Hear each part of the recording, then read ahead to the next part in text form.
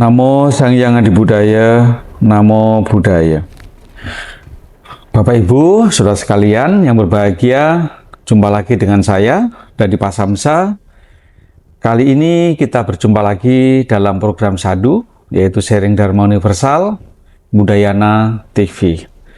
Kali ini saya ingin menyampaikan suatu materi yang bersifat kontekstual, yaitu apakah umat Buddha perlu untuk berdoa.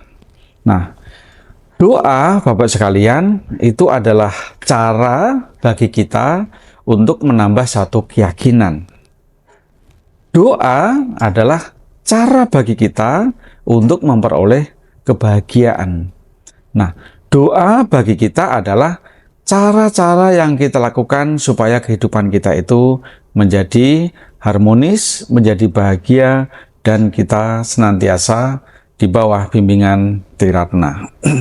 Nah, tetapi Bapak sekalian, terkadang kita salah mengartikan arti doa itu sendiri. Karena apa? Dianggap bahwa kalau kita itu berdoa, semuanya akan tercapai. Kalau kita itu berdoa, semuanya akan terkabul. Di dalam bahasa pergaulan atau bahasa umum atau universal dalam kehidupan masyarakat, bahwa doa itu sendiri adalah hal-hal yang untuk membangkitkan kebahagiaan bagi kita. Doa yang digunakan atau dilakukan untuk diri sendiri bisa untuk menambah satu keyakinan. Doa yang dilakukan untuk diri sendiri adalah untuk menambah kebahagiaan. Tetapi doa yang dilakukan untuk orang lain adalah untuk membangkitkan semangat mereka, untuk membangkitkan kepercayaan mereka, untuk membuat senang bagi mereka. Demikian juga Bapak sekalian, apakah doa yang dilakukan kepada orang yang meninggal, apakah orang meninggal itu akan bahagia? Belum tentu. Apakah orang yang meninggal itu akan mencapai sesuai dengan doa kita, yaitu ke surga Sukawati, atau surga sebelah barat, atau ke Nibbana dan sebagainya, itu belum tentu. Karena apa? Kecocokan karma antara doa dengan karma yang diperbuat oleh yang meninggal itu harus berjodoh lebih dulu. Kalau tidak berjodoh, tidak akan mungkin dia bisa tercapai apa yang kita harapkan. Tetapi doa yang kita lakukan kepada orang yang meninggal otomatis dia akan membuat keluarganya yang ditinggalkan itu bahagia. Karena apa?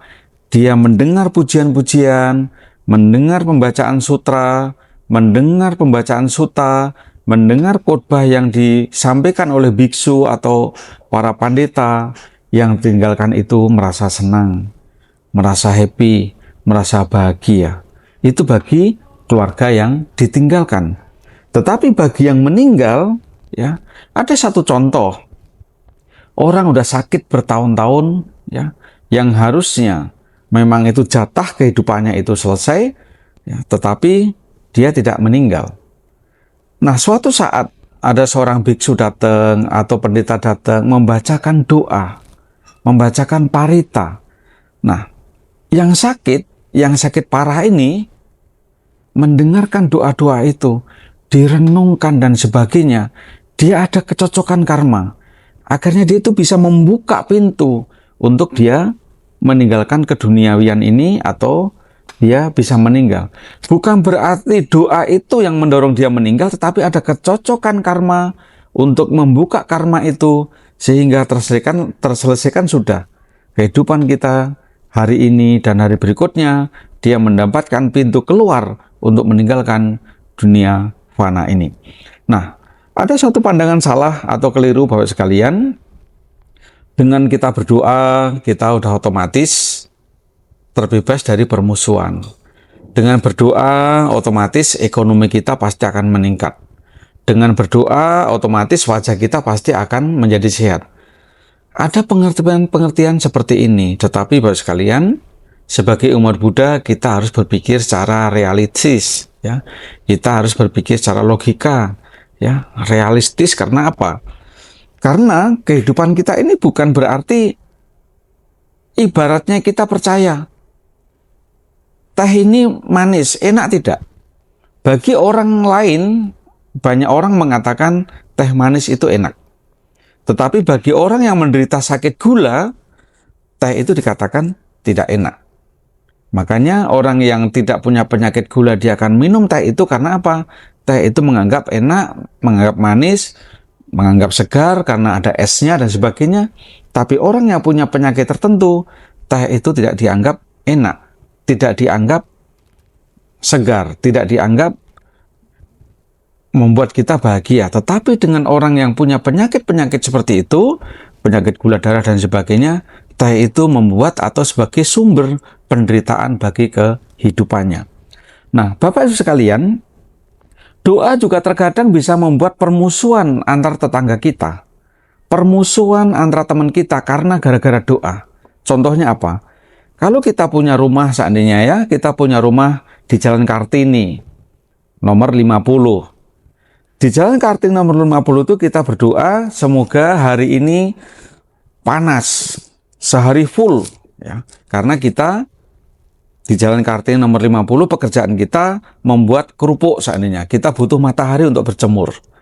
Tetangga sebelah kita, karena dia petani, sedang nanam padi, dia berdoa, semoga hari ini hujan lebat. Semoga sawahnya bisa tersirami oleh air.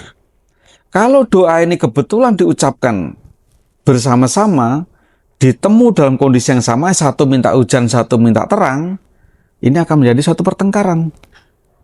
Ini akan menjadi suatu permusuhan. Ini akan menjadi suatu peperangan. Karena apa? Dari doa yang tidak tepat, tidak benar, akhirnya bisa membuat permusuhan bagi kita. Nah, ada satu contoh Bapak sekalian, apakah cukup kehidupan kita ini hanya kita lalui dengan cara kita berdoa? Tidak cukup Bapak sekalian.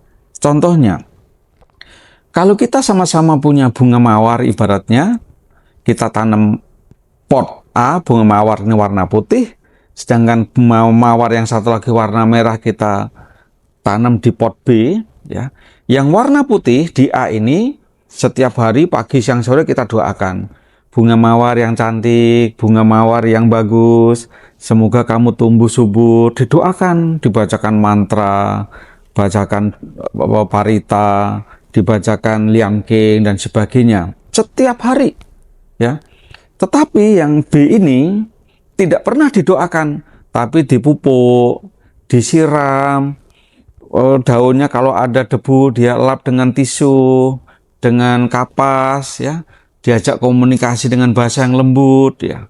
Kira-kira pohon mana yang tumbuh subur? Apakah yang didoakan tanpa disiram, tanpa dipupuk, atau dipupuk tanpa didoakan?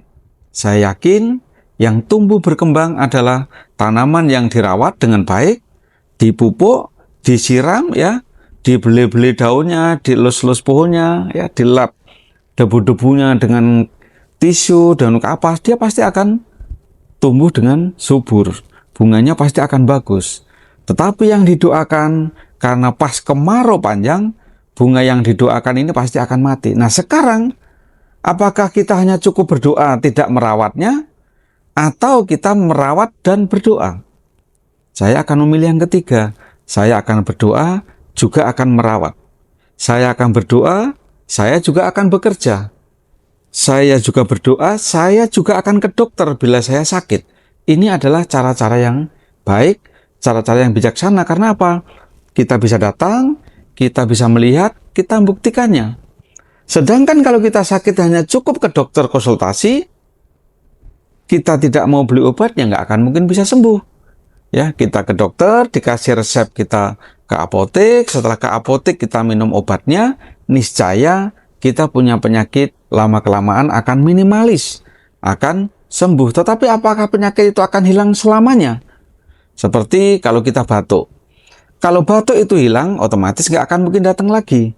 Tetapi batuk itu kalau kita minum obat, kita jaga, kita rawat dengan baik. Kalau dingin kita pakai syal atau pakai jaket, ya batuk itu akan tertekan, meminimalis, dia akan menekan. Seperti halnya air yang keruh kita taruh di gelas, kita tenangkan, kita taruh, lama-lama dia akan mengendap. Suatu saat ada gerakan, ada guncangan, atau ada aktivitas, air itu akan muncul keruhnya kembali. Demikian pula penyakit kita. Penyakit itu tidak akan mungkin bisa hilang selamanya selama masih ada fisik kita, selama masih ada kehidupan kita. Nah, untuk itu Bapak sekalian, kesimpulannya, sebagai umat Buddha, kalau kita berdoa jangan hanya cukup untuk berdoa, tetapi lakukan dengan cara sesuai dengan kebutuhan kita. Kalau kita ingin punya uang, ya kita bekerja, sebelum bekerja kita berdoa, ya. Pulang bekerja kita berdoa, karena merasa bersyukur satu hari kita bisa melaksanakan aktivitas kerja. Demikian juga kalau kita makan, sebelum atau sudah makan kita berdoa. Mau tidur atau bangun tidur, kita juga harus berdoa. Supaya apa? Membangkitkan keyakinan, membangkitkan semangat kita, membangkitkan kepercayaan diri kita, supaya kita bisa menggapai kehidupan kita ini lebih baik. Demikian apa yang kita sampaikan. Semoga apa yang kita sampaikan ini bermanfaat bagi kehidupan kita, dan semoga senantiasa kita dilancarkan semua aktivitas kita. Sabi Sata Bhavanistata, semoga semua hidup berbahagia. Namo Sang Hyang Adi Buddhaya, Namo Buddhaya.